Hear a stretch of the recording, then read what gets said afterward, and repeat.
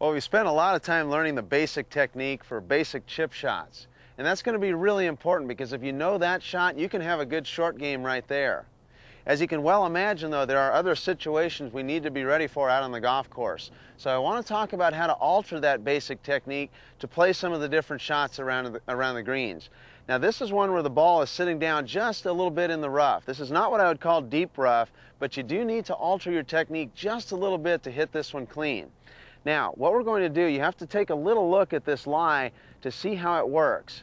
Basically, what happens is if the club is coming on its normal angle of approach, I'm going to hit some grass as it comes into the ball. Now, that's going to tend to kill the shot just a little bit. It's almost like throwing a punch at somebody and they're holding up a pillow. So what we need to do is to approach on a little different angle so I can catch that ball clean. As I approach, what I'm looking for, instead of that normal angle that we've been hitting it with, I now need an approach that's going to go more into the ground, because as I come on this little sharper angle, now it catches the ball first, a little bit better at least, instead of so much grass. So the angle of approach is a little bit different. Now, the way I'm going to alter that is I'm going to do it with my stance, not so much my swing on a shot like this. I'm going to put the ball a little bit farther back in my stance and lean myself a little more onto my left side and setting the handle just a little bit more forward. You can imagine that as I do that, it's going to make an approach that's a little steeper, a little bit more into the ground. That catches the ball clean now, hitting it first, and then the turf a little bit better.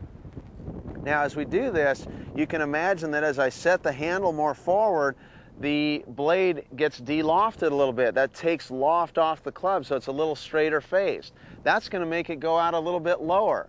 So what's going to happen is your pitching wedge might act a little bit more like your 9 or your 8 iron. It's going to come out a little bit lower, a little bit hotter. Your sand wedge might act like your pitching wedge. So you want to use a little more lofted club in a situation like this. Maybe take out your lob wedge if you have it. Try your sand wedge. A little practice to see exactly how it works in terms of how much it will run, but expect it to come out a little bit lower and a little bit faster. So ball a little back in the stance, handle a little more forward, and now you can feel how that club is going to hit a little more sharply into the ground. Now, one other point to get ready for this shot is you want to go ahead and make some practice swings so you can make sure that you're going to hit the ground after the ball. We don't want to get into this shot and try to scoop it up out of the rough with our swing. The swing always catches the ball first and then the turf. So a little practice swing to get ready for this shot to make sure you're hitting the ground in the right place. And then you go ahead and give it a go with the same technique. Ball a little more back in the stance, handle a little more forward, and then we give it a go.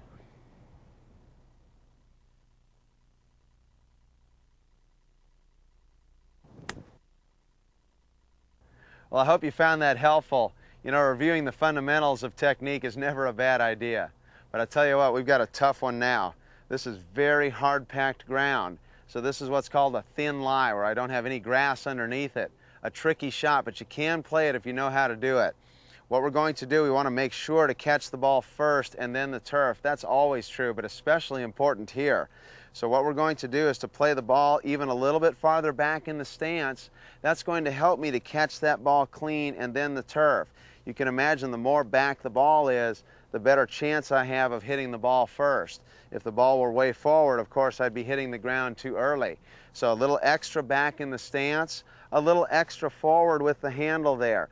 That again is going to increase the chance that I'm going to hit the ground forward. If the handle comes forward this way, the head, then all of a sudden it's hitting the ground too early.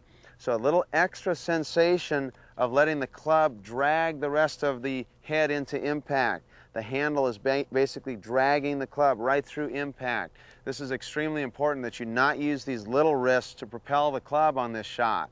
A couple of practice swings to get ready to make sure that you're brushing the ground in the right place. Also, these factors that you've changed, putting the ball a little farther back, leaning the handle a little farther forward, that's going to make the shot come out just a little bit lower. So you have to expect that to happen. Ball more back in the stance, handle more forward, and off I go.